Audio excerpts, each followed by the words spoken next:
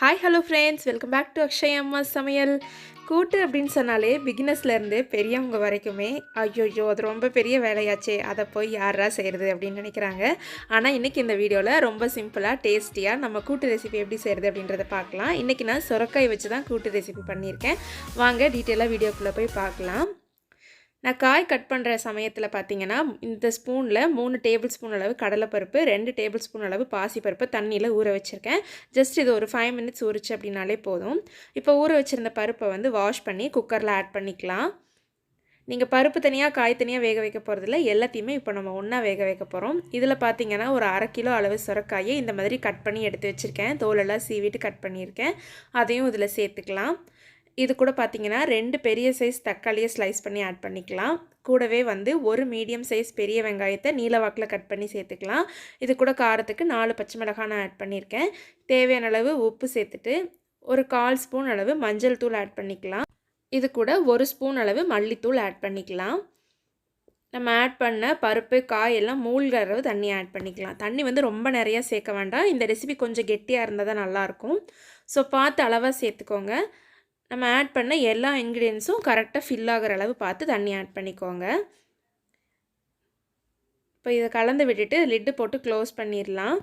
இதை வந்து நம்ம ஒரு 3 to 4 விசில் விட்டு எடுத்துக்கலாம். பேஸ்டான உங்கள் குக்கருக்கு ஏற்ற மாதிரி நீங்கள் விசில் பார்த்து விட்டுக்கோங்க. பட் ஆனால் 4 விசிலுக்கு மேலே விட வேண்டாம். அப்படி விட்டிங்கன்னா காயும் கரைஞ்சி போயிடும்.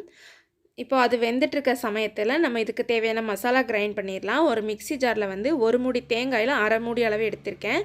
காரத்துக்கு 2 பச்சை மிளகாய், 3 பல் பூண்டு, 1/4 ஸ்பூன் அளவு சீரகம் ஆட் பண்ணி லைட்டாக தண்ணி சேர்த்து இதை பேஸ்ட்டாக அரைச்சி எடுத்துகிட்டு வந்துக்கலாம். நம்ம இதில் பச்சை மிளகாவோட காரம் மட்டும்தான், வேறு இன்க்ரீடியன்ஸ் எதுவுமே ஆட் பண்ண போகிறதில்ல. ஸோ உங்களுக்கு காரம் கொஞ்சம் ஜாஸ்தியாக வேணுன்னா இன்னும் 1 2 கூட நீங்கள் எக்ஸஸாக போட்டுக்கலாம். நம்ம அரைச்சி எடுத்துகிட்டு வந்து வச்சாச்சு. இப்போ பார்த்தீங்கன்னா குக்கர்லேயும் விசில் வந்து ப்ரெஷரெல்லாம் ஆஃப் ஆயிடுச்சு. இப்போ பாருங்கள் வெஜிடபிள் எல்லாமே நல்லா வெந்திருக்கு. கடலைப்பருப்பு வந்து முழுசாக இருக்குது. பாசிப்பருப்பு வந்து நல்லா குலைவாக வெந்திருக்கு. இதுதான் கரெக்டான பதம். இதை வந்து அடியிலேருந்து ஒரு தடவை நல்லா கலந்து விட்டுருங்க. பாசிப்பருப்பு வந்து ஃபுல்லாக கரைஞ்சிரும் இப்படி நம்ம கலந்து விடும்போது. அப்போ சாப்பிடும்போது வந்து கடலைப்பருப்பு மட்டும் வாயில் தட்டுப்படும், டேஸ்ட்டு நல்லாயிருக்கும். இப்போ இதுக்கு தாளிப்பு ஆட் பண்ணுறதுக்கு ஒரு கடாய் வச்சு 2 டேபிள் ஸ்பூன் அளவு ஆயில் விட்டுக்கலாம். எண்ணெய் கொஞ்சம் சூடாகி வந்ததும் கொஞ்சமாக கடுகு சேர்த்துக்கோங்க. கடுகு நல்லா வெடித்ததும் இதில் வந்து ஒரு 6 பல் பூண்டு ஆட் பண்ணியிருக்கேன். கூடவே ஒரு கொத்து கருவேப்பிலையில் ஒரு 10 சின்ன வெங்காயம் வந்து இந்த மாதிரி பொடியாக கட் பண்ணி வச்சுருக்கேன், அதையும் சேர்த்துக்கலாம். இப்போ நம்ம ஆட் பண்ண பூண்டு வெங்காயம்லாம் கொஞ்சம் நல்லா வதங்குற அளவு இதை வதக்கி விட்டுக்கலாம். ஒரு 1 நிமிஷம் போல் வதக்கி எடுத்துக்கோங்க. வெங்காயம் நல்லா வதங்கினதும் நம்ம வேக வச்சு வச்சுருக்க பருப்பு காய் எல்லாத்தையுமே இதில் ஆட் பண்ணிக்கலாம்.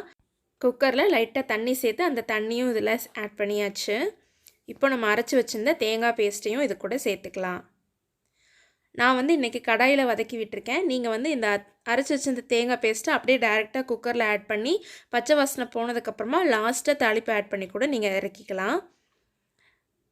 இப்போ இது எல்லாத்தையும் நல்லா கலந்து விட்டுடலாம். இந்த தேங்காய் பச்சை மிளகாவோட பச்சை வாசனை போகிற அளவு மட்டும் இது இருந்தது அப்படின்னா போதும். கூட்டு வந்து உங்களுக்கு ஒயிட் ரைஸோட மிக்ஸ் பண்ணி சாப்பிடலாம் வேண்டாம், நீங்கள் சைட் டிஷ்ஷாக தான் செய்கிறீங்க அப்படின்னா கொஞ்சம் இன்னும் ட்ரை பண்ணி எடுத்துக்கோங்க.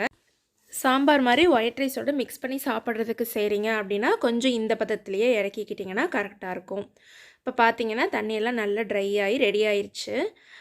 உப்பு செக் பண்ணி பார்த்துக்கோங்க. பத்தலைன்னா இந்த ஸ்டேஜில் ஆட் பண்ணிக்கலாம்.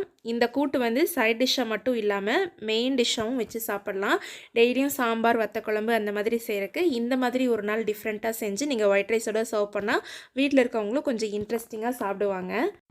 இந்த கூட்டு வந்து ரொம்பவே ஈஸி தான். நீங்கள் தனித்தனியாக எதையும் வேக வைக்க வேண்டியதில்லை, எல்லாத்தையுமே ஒன்றா வேக வச்சு தான் செய்ய போகிறோம். ஸோ நீங்கள் பிகினர்ஸாக இருந்தாலும் பேச்சுலர்ஸாக இருந்தாலும் இந்த கூட்டு ரெசிபி ஈஸியாகவே செஞ்சிடலாம்.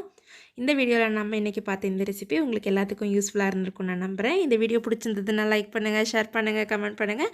நம்ம சேனல் இன்னும் சப்ஸ்கிரைப் பண்ணாதவங்க மறக்காமல் சப்ஸ்கிரைப் பண்ணிக்கோங்க. தேங்க்யூ.